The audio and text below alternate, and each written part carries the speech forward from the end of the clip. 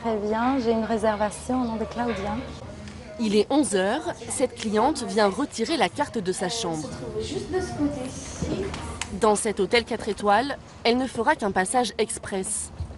Parisienne, elle prend quelques heures de temps en temps pour découvrir les grands hôtels de la capitale. Waouh!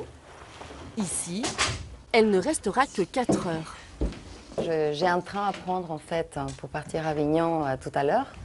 Et je me suis dit pourquoi pas profiter de cet endroit et de ces lieux atypiques. Si j'ai envie de dormir, si j'ai envie de prendre une douche avant de partir, j'ai tout.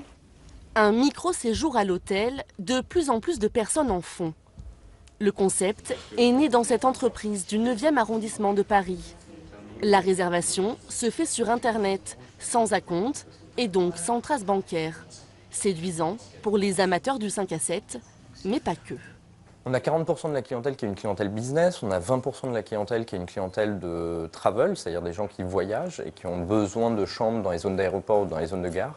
Et on a 40% de notre clientèle qui est une clientèle de loisirs. Et effectivement, dans ces segmentations, on a des couples qui viennent, pas seulement des illégitimes, on a aussi beaucoup de couples légitimes qui viennent finalement pimenter leur vie de couple, pimenter un petit peu leur vie sexuelle au travers de l'utilisation d'une chambre en journée.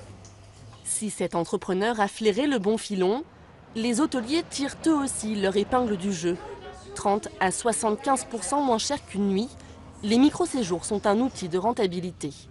Nous avons un laps de temps pour faire le ménage et un laps de temps où la chambre elle est libre.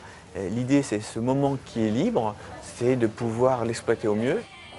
Victime d'une forte baisse de fréquentation depuis les attentats, 400 hôtels parisiens ont passé un partenariat avec la plateforme de micro-séjours.